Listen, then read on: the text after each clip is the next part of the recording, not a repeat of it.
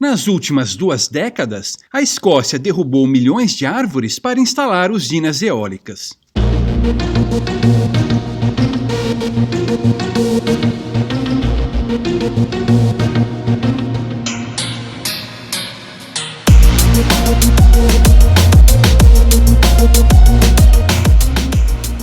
Em 1906 e 1907, Mark Twain publicou uma série de ensaios intitulada Capítulos da Minha Autobiografia. No 20º capítulo, ele escreveu uma frase que se tornaria célebre. Há 3 tipos de mentiras: mentiras, mentiras deslavadas e estatística. Esta frase ilustra bem o poder persuasivo da estatística, inclusive para suportar argumentos fracos. E, de fato, qualquer um com um conhecimento mínimo em estatística consegue aplicar um verniz de credibilidade aos seus argumentos usando os números da maneira que lhe convém. Essa manipulação pode ser acidental ou proposital, mas o efeito é o mesmo. Em 1954, Darrell Buff até publicou um livro a esse respeito que ficou famoso, Como Mentir com Estatística. No livro, Buff mostra como o uso inadequado da estatística nos leva a conclusões enviesadas e incorretas.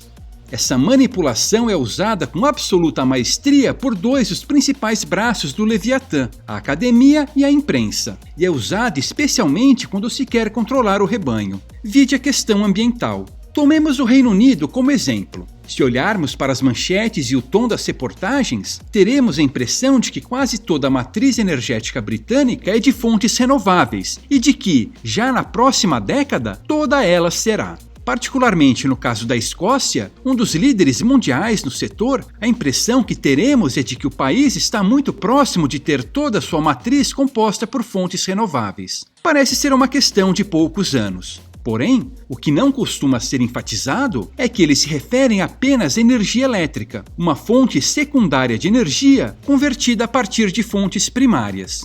A eletricidade representa uma fatia pequena do total da energia consumida por um país. No caso do Reino Unido, se olharmos para o consumo total de energia, nossa impressão será bem diferente. De acordo com dados disponíveis no Our World in Data, em 2021, 80% da energia consumida lá veio dos velhos e bons hidrocarbonetos, e 6% das usinas nucleares. Apenas 14% da energia consumida veio de fontes renováveis, com destaque para a energia eólica, com 9%. Nada que nos deixe impressionados, não é mesmo? E isso apenas graças aos bilhões de libras em subsídios que estimulam artificialmente o uso de tal fonte. Aliás, em relação aos subsídios à energia eólica, a mídia nos dá a impressão de que estão caindo no Reino Unido, quando na verdade vem subindo ano após ano, com todas as distorções que trazem consigo.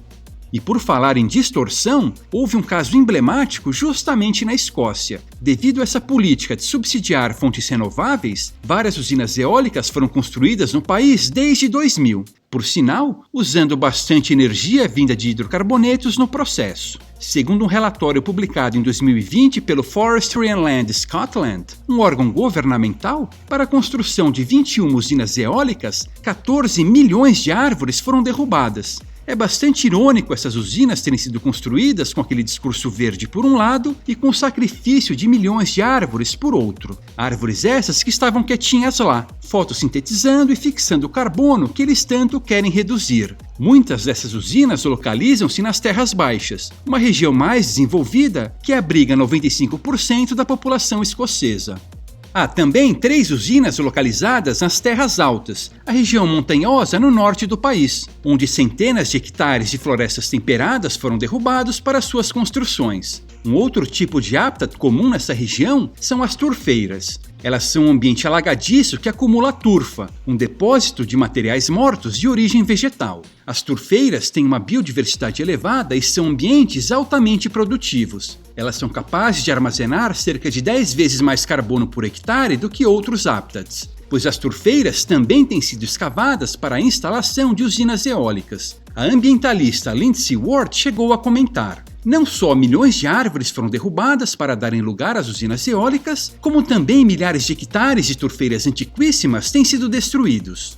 Em 2018, a máfia estatal foi acusada de profanar o solo escocês, depois de ter autorizado a derrubada de 2.600 hectares de floresta temperada para a instalação de turbinas eólicas. Isso equivale a aproximadamente 2.500 campos de futebol. O antropólogo Benny Peiser comentou: mesmo na Escócia, as pessoas não estão cientes disso, porque essas áreas estão distantes dos grandes centros urbanos. Muitas dessas formas de energia renovável têm um impacto sobre o meio ambiente que vai além da construção. E Peiser continua: ao construírem usinas eólicas, eles estão destruindo grandes áreas de floresta para um ganho muito pequeno e profanando extensas porções do lindo interior do país, o que pode inclusive prejudicar a Escócia enquanto destino turístico. Como bem disse Frédéric Bastiat, há o que se vê e o que não se vê. O governo escocês diz que está reflorestando extensas áreas, comprometendo-se a plantar 36 milhões de árvores anualmente até 2030. Também ressalta que a área desmatada equivale a menos de 1% da região florestada do país. Pode até ser, mas já imaginou o escândalo que as Gretas da vida fariam se a razão para esse desmatamento tivesse sido a instalação de um outro empreendimento qualquer? E também não dá para acreditar nas promessas dos políticos. Por exemplo, em Campbelltown, Argyll e Caithness, nenhum dos 1.700 hectares desmatados havia sido reflorestado, pelo menos até a publicação do relatório. Ainda, o processo de restauração ambiental é lento. Até que os reflorestamentos se assemelhem às florestas originais, décadas terão passado. Ao menos poderão ensinar virtude enquanto isso, não é verdade? Essa história evidencia de maneira bem didática todas as incoerências da ilógica estatal, com os planejadores centrais usando o dinheiro tomado à força do rebanho para moldarem o mundo conforme o que lhes é conveniente. Encenam virtude e impõem narrativas simplórias, do bem contra o mal. Como eles não pagam por nada e tampouco são responsabilizados pelas consequências de suas más escolhas, segue o jogo. Se florestas e turfeiras pristinas tiverem de ser sacrificadas para a manutenção da narrativa, eles as sacrificarão. As massas, afinal, aceitam tudo. Porém, os que já se libertaram da matriz sabem que não somos seres unidimensionais. Temos várias demandas igualmente legítimas, como as por energia e conservação ambiental, que só podem ser acomodadas eticamente, respeitando-se o direito natural à propriedade.